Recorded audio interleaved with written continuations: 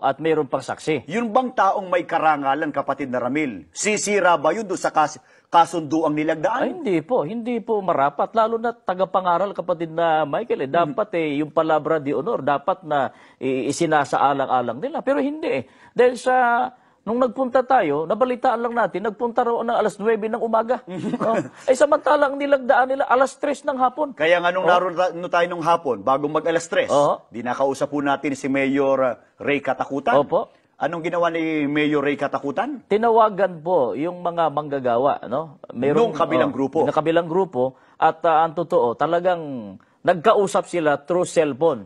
At nakausap din po niyo, kapatid na Michael. Siguro iparinig po muna natin, kapatid na Ramil, siguro itinatanong nila, anong ilang bahagi ng pag-uusap ni Mayor Katakutan doon sa Kapas Tarlac at saka nung manggagawa nung ADD o pinamumunuan ni Mr. Contradiction. Ito po, panoorin po niyo, mga kaibigan. Ito ay isang kasunduan ang magkabilang panig, Iglesia ni Cristo at ng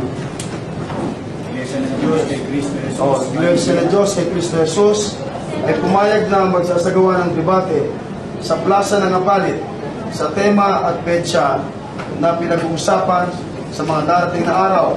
Abril 26, 2004, Lunes, alas 3 ng hapon sa City Hall ng Kapas Tarlac. Alas 3 ng hapon. Nakalagda po si Brother Manny Antonio, ang kanilang worker, at si Abraham Cruz, ang IFC minister. Witness po, si Barangay Captain Celestino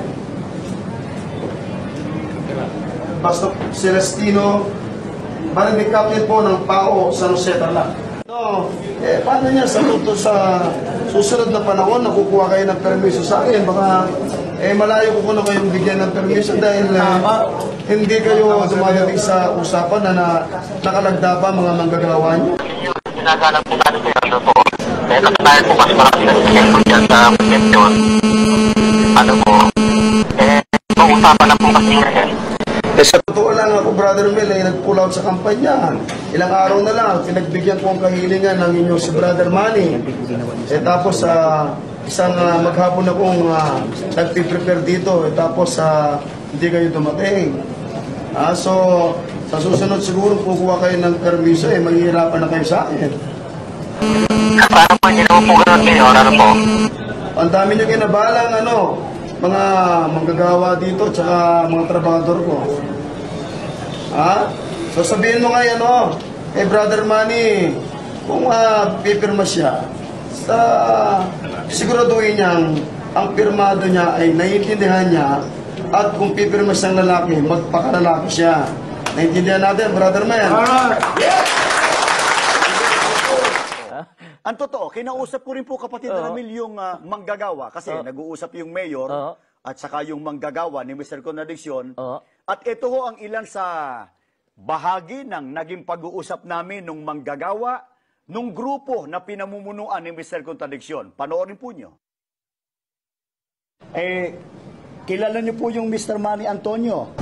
Kilala ko po. Manggagawa nyo po ito? Manggagawa po. Okay po. Lumagda po siya rito, napupunta ko rito at magpapadala po ng kinatawan mula po sa grupo ni Ginoong Contradiction, yung puno nyo. At nakalagda rin po si Brother Abraham Cruz, yung ministro po ng Iglesia ni Cristo rito, na hindi po umuurong sa debate ang ministro sa Iglesia. Ang witness po, ano po? Pumayag po kayo sa plaza. Excuse lang po, nasa kasunduan po ay magkikita ho tayo ngayon dito sa Kapas Tarlac. Di ba nakalagda yung manggagawa po ninyo? Nakalagda po. Manggagawa nyo po ito, karangalan po ng, kung may natitira pang karangalan sa grupo nyo, karangalan po ng grupo nyo ito.